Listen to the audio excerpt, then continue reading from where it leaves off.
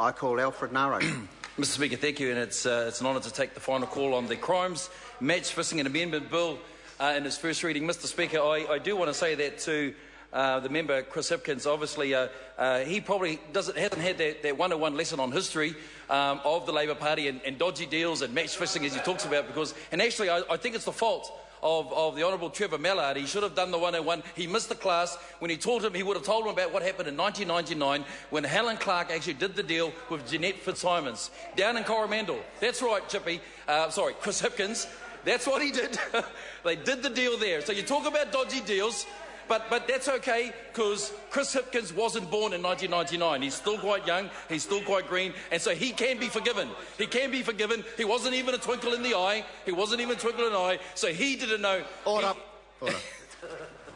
These are... those sort of comments are a personal attack against a member, and I ask the member to come back and just be very careful about what he's saying. Alfred Naro. Thank you, Mr Speaker. They were just a rebuttal to the debate and for the comments that were made by Chris Hipkins, just to sort of set the story straight in a sense of saying about dodgy dealing and match fixing. But Mr Speaker, this is a serious bill. The intent of this bill, Mr Speaker, is about integrity. The intent of this bill is about integrity. Don't be nasty. Well, it's interesting that, we just heard the attacks that have just come from Chris Hipkins. I wish that Megan Woods had actually said that to him. But no, that's okay. Don't be nasty.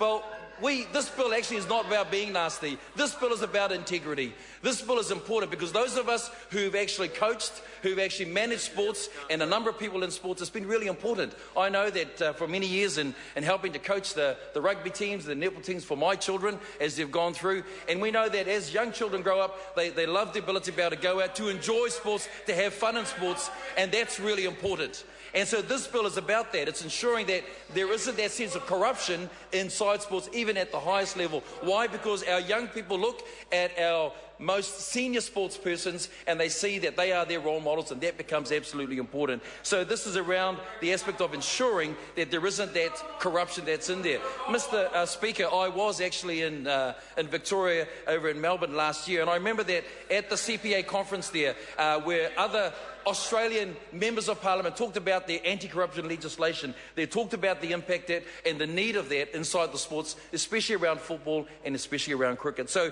Mr Speaker, this is a good bill. The government is taking a lead in this. We know that it's getting unanimous support around the House. It's a pity that's become a little bit political football that's going back and forth. So what it is doing actually is important in saying that this bill is important. It's integrity inside the sport. There's not much more to say. Lots has already been said.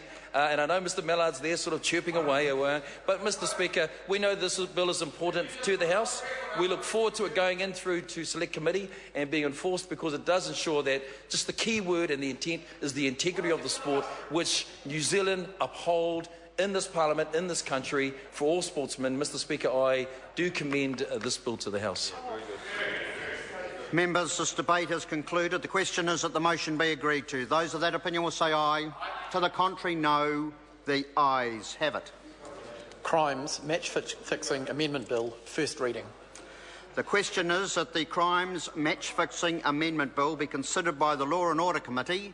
Those of that opinion will say aye. To the contrary, no. The ayes have it. I call on Government Order of the Day number 10.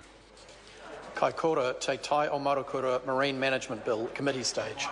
I declare the House in committee for consideration the Kaikoura Te Tai o Marukura Marine Management Bill.